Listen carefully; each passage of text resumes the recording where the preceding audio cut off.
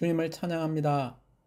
2023년 국제 현충일 특별집회 전체 주제는 빌립보서에 게시된 대로 그리스도를 알고 체험하고 누림입니다.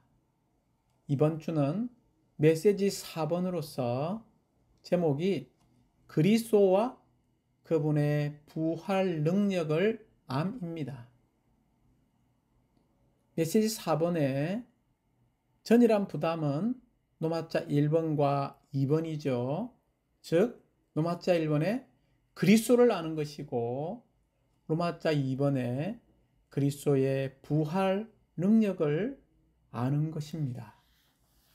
특별히 메시지 4번과 5번과 6번은 빌립보서 3장 10절과 11절을 배경으로 하고 있죠.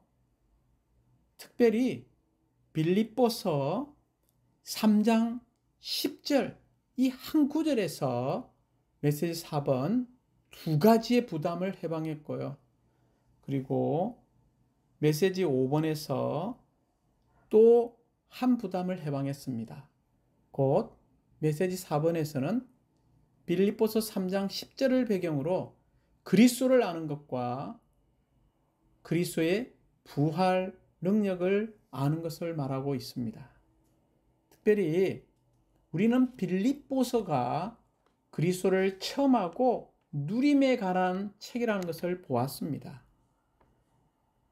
이 빌립보서에서의 심장을 말하자면 빌립보서 3장 7절부터 우리가 11절까지라고 말할 수 있습니다. 빌립보서 3장 7절에서는 사도 바울이 나에게 유익이 되었던 것을 나는 그리스도 때문에 해로운 것으로 여기게 되었습니다 라고 말하고 있습니다. 8절에서 그럴 뿐 아니라 내가 모든 것을 또한 해로운 것으로 여기는 것은 내 주 그리스도 예수님을 아는 지식이 가장 탁월하기 때문입니다. 빌립보서 3장 8절에서 말하는 여기에서의 아는, 이 아는 지식을 말할 때 이 아는, 이 알면 그리스도를 아는 지식의 탁월함을 갖는 것은 전적으로 나중에도 다르겠지만 계시로 말미암은 것을 말하고 있습니다. 그리스도 예수님을 아는 지식이 가장 탁월한 것이라는 것을 사도 바울은 보았기 때문에 8절에서 내가 그리스도 때문에 모든 것을 잃어버리고 그 모든 것을 배설물로 여깁니다 라고 말했습니다. 그리고 아주 중요하죠. 내가 그리스도를 얻고라고 말하고 있죠. 9절은 더 전진해서 올라가는 것을 볼 수 있죠. 그리스도 안에서 발견되려고 합니다. 내가 가진 의는 율법에서 나온 의가 아니라 그리스도를 믿음으로 말미암은 얻은 의, 곧 믿음에 근거하여 하나님에게서 나온 의입니다. 10절입니다. 나는 그리스도와 그분의 부활 능력과 그분의 고난의 교통을 알고 이 빌립보서에서 두 번의 알을 언급하죠. 3장 8절에서 그리스도 예수님을 아는 지식을 언급했고 빌립보서 3장 10절에서는 여기에서의 알은 빌립보서 3장 8절에서의 암과 다릅니다. 여기에서의 알은 체험으로 말미암아 아는 것을 말하고 있습니다. 특별히 세 방면에서 알을 언급하고 있죠. 첫 번째, 그리스도 알기를 사도 바울은 열망했습니다. 두 번째는요, 그리스도의 부활 능력을 알기를 열망했습니다. 세 번째는요, 그리스도의 고난의 교통을 알기를 열망했습니다. 여기 안다는 것은 체험하기를 열망했다는 것입니다. 그리고 이루는 것이 한 가지 나오죠. 그분의 죽음과 같은 형상을 이루어. 이래요 심장 중에 심장. 이 빌립보스의 최고봉은 어디에 이르는 겁니까? 바로 11절에 나오죠. 어떻게 해서든지 죽은 사람들 가운데서 뛰어난 부활에 이르고자 합니다. 이게 뛰어난 부활에 이르는 최고의 정점으로 마친 것을 볼 수 있습니다. 그러므로 이 빌립보서의 심장 가운데 심장인 빌립보서 3장 7절부터 11절을 볼 때 한 단계 한 단계, 한 발 한 발 전진하는 것을 볼 수 있습니다. 우리는 그리스도를 알고 그리스도를 처음 아는 방면에 있어서 이렇게 전진하고 또 전진해서 결국 하나의 목적지에 이르러야 하는데 그것은 바로 뛰어난 부활에 이르는 것입니다. 메시지 4번의 제목을 다시 한번 함께 선포해 보기 원합니다. 그리스도와 그분의 부활 능력을 암. 메시지 4번은 간단하게 로마자 1번과 2번이 있습니다. 빌립보서 3장 10절 상반절에 나오는 첫 번째 그리스도를 아는 것, 로마자 1번이죠. 로마자 2번은요, 그리스도의 부활 능력을 아는 것입니다. 먼저 로마자 1번. 사도 바울은 그리스도를 알기를 열망했습니다. 누구를 알기를 열망했나요? 바로 그리스도입니다. 이제 우리가 로마자 1번의 개요를 보면 A번부터 G번까지 있죠. 먼저 A번은 이 빌립보서의 중심적인 문제를 말하고 있습니다. 여기에 중심이라는 단어를 붙잡으시기 바랍니다. 빌립보서의 중심적인 문제는 다른 것이 아니라 그리스도를 주관적으로 알고 체험하는 것입니다. 이제 우리는 로마자 1번의 B번부터 2번까지는 빌립보서 3장 8절과 빌립보서 3장 10절에 나오는 이 두 번의 알미라는 단어의 의미를 알아야 한다는 것입니다. 먼저 빌립보서 3장 8절에 이 그리스도를 아는 지식의 탁월함을 갖는 것은 전적으로 계시로 말미암은 것입니다. 여기에 계시로 말미암은, 이 계시라는 단어를 잊지 마십시오. 바울이 다소의 사울이었을 때 그는 그리스도의 탁월함에 관해 아는 것이 전혀 없었습니다.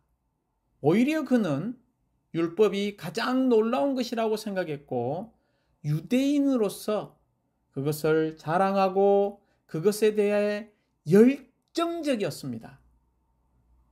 바울은 율법을 지극히 소중하게 여기는 사람이었습니다.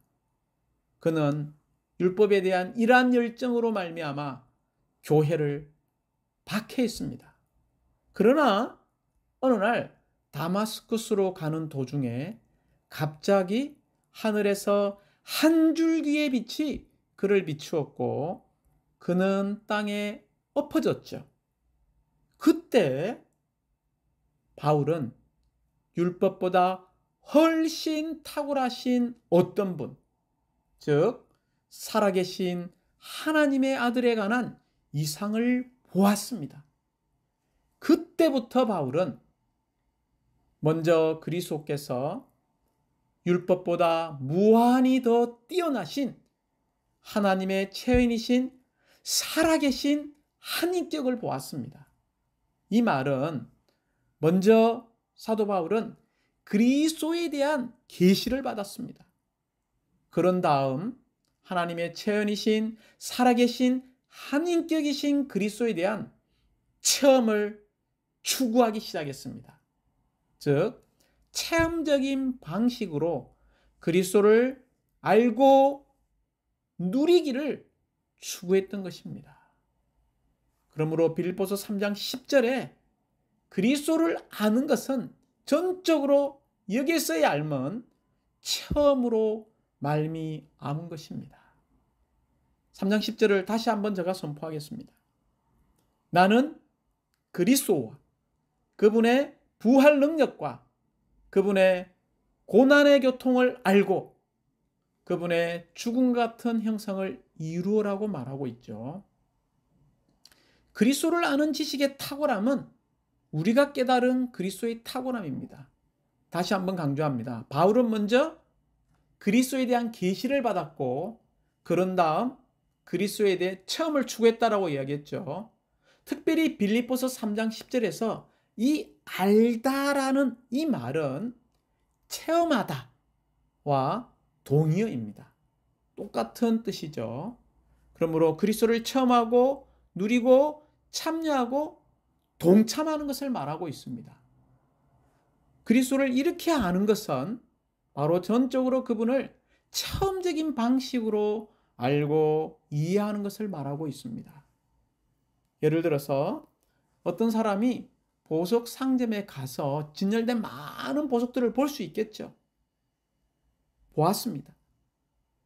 그러나 이 보석들을 보고 설명을 듣고 객관적으로 아는 것과 대가를 지불하여 그 보석을 사서 얻는 것은 완전히 서로 다른 문제입니다.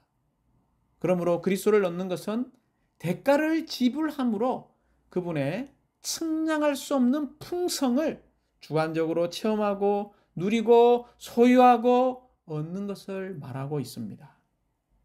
우리는 로마자 1번의 B번부터 2번까지는 빌립보에서 두 번 언급하는 이 알미라는 단어, 빌립보서 3장 8절에서 계시로 말미암아 아는 방면과 빌립보서 3장 10절 체험으로 말미암아 아는 이 두 가지 알을 우리는 보았습니다.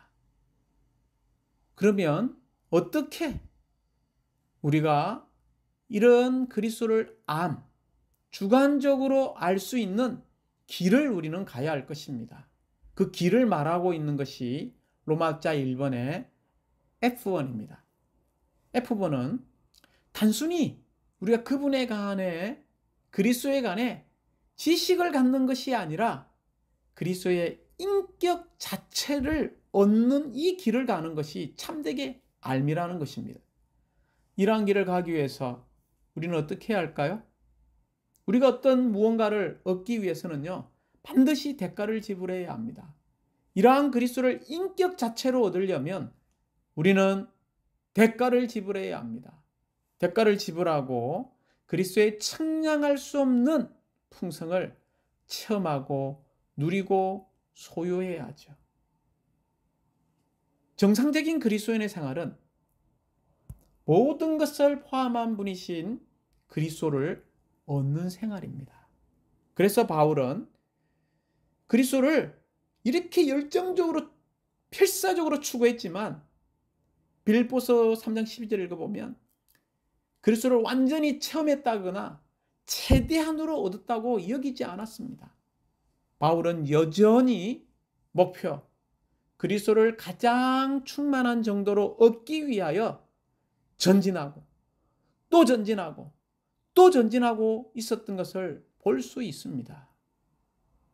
그래서 바울은 빌립보서 3장 7절과 8절 13절 말씀을 근거해 볼 때 그리스도에 대한 과거의 체험 가운데 머물려고 하지 않았습니다.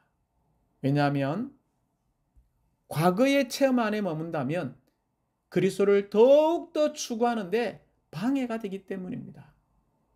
우리가 추구하는 그리스도, 체험하려고 하는 이 그리스도는 측량할 수 없이 풍성하시고 광대한 영토와 같으신 분이십니다. 사랑하는 자매님들, 우리는 이러한 측량할 수 없는 풍성을 가진 그리스도를 붙잡으려고 힘을 다하여 추구하고 있습니까? 우리는 힘을 다해 수고함으로써 우리 자신에게, 나에게 주실 상을 위해 푯대를 향해 달려가는 방식으로 추구하고 있습니까? 측량 못할 그리스도의 풍성을 체험하고 누리기 위해서 우리는 여전히 달려야 할 길이 남아 있습니다. 힘을 다하여 추구하고 힘을 다해 수고함으로써 푯대를 향해 달려갑시다. 뛰어난 부활에 이르기까지 뒤의 것들을 잊어버리고 앞의 것들을 향하여 힘을 다해 수고함으로써 하루하루를 살기 원합니다. 그래서 이렇게 그리스도를 우리가 안다면 우리는 그리스도 안에서 발견된 사람이 될 것입니다. 이제 하나의 결과가 나오죠. 그리스도 안에서 발견될 것입니다. 믿음에 근거하여 하나님에게 나온 의로 말미암아 바울은 그리스도를 알았죠. 이 말은 우리 자신의 노력으로 이뤄낸 의로는 그리스도를 알지 못한다는 것입니다. 우리가 주관적으로, 체험적으로 그리스도를 알므로써 그리스도 안에 발견되는 사람이 되어야 합니다. 이제 로마자 2번은 그리스도의 부활 능력을 아는 것이죠. 로마자 1번의 강조점은 그리스도입니다. 로마자 2번의 강조점은 그리스도의 부활 능력을 아는 것입니다. 부활 능력이죠. 그러므로 사도 바울은 그리스도의 부활 능력을 알고 체험하기를 열망인 것을 볼 수 있습니다. 로마자 2번에 A, B, C는 부활의 의미가 무엇인지를 말하고 있습니다. 간단하게 A번은 부활의 참된 의미는요, 그리스도를 죽은 사람들 가운데서 일으킨 그분의 부활 생명이라는 것입니다. 두 번째 부활의 의미는요, B번이죠. 요한복음 11장 25절입니다. 나는 부활이라고 이야기하지 않았습니까? 바로 누가 부활이십니까? 그리스도 자신이 부활이십니다. 계시록 1장 17절 하반절부터 18절은 이렇게 말하고 있죠. 나는 처음과 마지막이고 살아있는 이이다. 내가 죽은 적이 있다. 그런데 보아라. 영원토록 살아있으며 죽음과 음부의 열쇠를 가지고 있다라고 말합니다. 살아있는 이입니다. 죽은 적이 있지만 그분은 영원토록 살아있는 분이기 때문에 죽음과 음부의 열쇠를 가지고 이 죽음과 음부를 다스릴 수 있는 분입니다. 사람은 타락으로 말미암아 인하여 죽음이 들어왔죠. 이제는요, 이 음부로 모으기 위해서 사탄이 운행하고 있습니다. 그러나 죽음과 음부의 열쇠는 누구의 손에 있습니까? 죽으셨다가 부활하신 우리가 사랑하는 구주 예수 그리스도의 손에 있음을 찬양합니다. 계시록 2장 8절은 이렇게 또 이야기하고 있죠. 처음과 마지막이며 죽었다가 다시 살아난 이가 이렇게 말한다. 여기에서 다시 살아나는 부활을 가리킵니다. 주님은 물론 죽으셨죠. 그러나 그분은 다시 사셨습니다. 이 그리스도는 죽음을 통과하셨으며 죽음을 이기셨고 승리에 차서 죽음에서 나오신 분입니다. 그러므로 부활은 모든 것 중 가장 큰 장애물인 죽음까지도 돌파하는 것입니다. 주님의 부활은 천년적인 영역의 모든 장애물을 다 깨뜨렸습니다. 우리에게 가장 큰 제한인 공간과 시간도요, 부활하신 그리스도를 제한할 수 없습니다. 죽음은 가장 큰 제한이지만 부활이 이러한 가장 큰 제한인 죽음을 정복했습니다. 그러므로 부활이 우주 가운데 가장 큰 능력이라고 말할 수 있습니다. 10번은 세 번째 부활의 진정한 의미를 우리에게 보여주고 있죠. 부활은 죽음에 의해 어떤 손상이나 해를 당하지 않고 죽음을 이기는 생명이라는 것입니다. 죽음은요, 부활 생명에 아무 힘도 쓰지 못합니다. 죽음이 손상할 수 없는 오직 한 종류의 생명이 있는데 그것은 바로 부활 생명입니다. 부활은 죽음을 통과하고 죽음에 붙잡힐 수 없는 생명입니다. 성경의 완전한 계시에 따르면 하나님 자신이 부활 생명이시라는 것을 우리가 너무나 잘 알고 있죠. 다시 한번 사랑하는 자매님들, 부활이란 무엇입니까? 부활은요, 곧 죽음을 통과하고 죽음 밖으로 나온 것입니다. 부활의 체험은요, 바로 죽음 안에서 타고난 모든 것을 내려놓고 더 이상 그것들을 의지하지 않으며 그것들을 자랑으로 여기지 않는 것입니다. 우리가 소유한 모든 것은 사라지고 우리는 더 이상 아무것도 할 수 없는 것입니다. 죽음과 부활의 체험은 하나의 순환과 같습니다. 이 체험은 선한 것이든 악한 것이든 아담 안에 있는 모든 것을 죽음을 통과하게 하고 그 다음 그리스도 안에서 우리에게 다시 돌려주는 것입니다.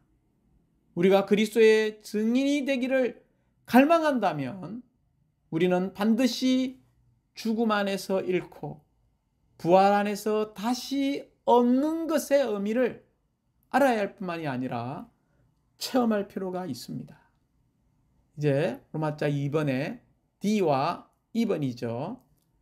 D번은 부활의 실제를 말하고 있고 2번은 부활의 원칙을 말하고 있습니다. D번은 그리스도의 부활과 부활 능력의 실제는 그 영이십니다. 이게 실제는 누구인가요? 그 영이죠.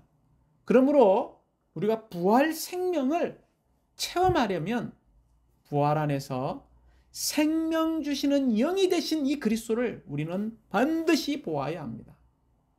우리가 이 능력을 알고 체험하려면 그리스도의 죽음과 동일시되어야 하고 그분의 죽음 같은 행상을 이루어야 합니다. 그분의 부활 능력을 체험하려면 그리스도께서 하셨던 것처럼 우리도 십자가에 못 박히는 생활을 살아야 하죠. 왜냐하면 우리가 못 박히면 못 박힐수록 부활 자신인 그리스도께서 우리 안에서 더 일어나실 것이고 사도 바울처럼 우리도 그리스도의 부활 능력을 알고 체험하게 될 것입니다. 부활의 가장 높은 정의는 다른 것이 아니에요. 바로 부활 능력의 실제인 그 영, 곧 마지막 아담이신 그리스도를 생명 주시는 영이 되시게 한 과정이죠. 왜 그분께서 죽고 부활한 다음에 이 마지막 아담이신 그리스도가 생명 주시는 영이 되셨습니까? 그것은 믿는 이들 안에 들어오시기 위한 것입니다. 할렐루야! 이것이 그리스도의 부활과 부활 능력의 실제가 그 영이기 때문에 우리는 끊임없이 우리의 영을 사용하고 우리의 영을 훈련하고 우리가 영 안에 머무는 사람이 되어야 합니다. 이제 2번은 부활의 원칙은 타고난 생명이 죽음당하고 그 자리에 신성한 생명이 일어난다는 것입니다. 죽음을 통과하고도 여전히 남아있는 그것이 부활이라는 거죠. 부활은 죽음 밖으로 나와 천년적인 영역 너머에 있는 어떤 것을 말하고 있습니다. 어떤 사건이나 환경도 그리스도의 부활 생명을 가진 우리를 억압할 수 없습니다. 타고난 생명이 십자가에 못 박히고 부활 안에 계신 그리스도와 하나 되어야 합니다. 타고난 생명에 살지 않고 신성한 생명 안에 살 때 우리는 부활 안에 있게 되고 부활의 원칙 안에 있게 되는 것입니다. 그러므로 우리가 십자가에 못 박히지 않는다면 우리는 결코 그리스도의 부활 능력을 알 수 없습니다.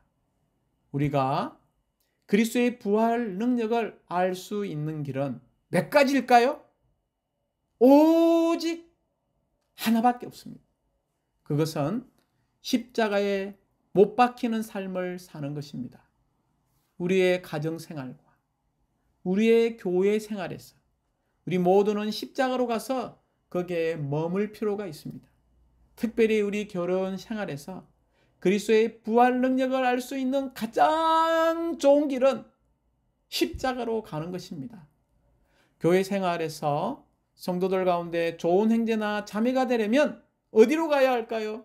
먼저 우리는 십자가로 가서 못 박히는 이러한 공과를, 체험을 배울 필요가 있습니다.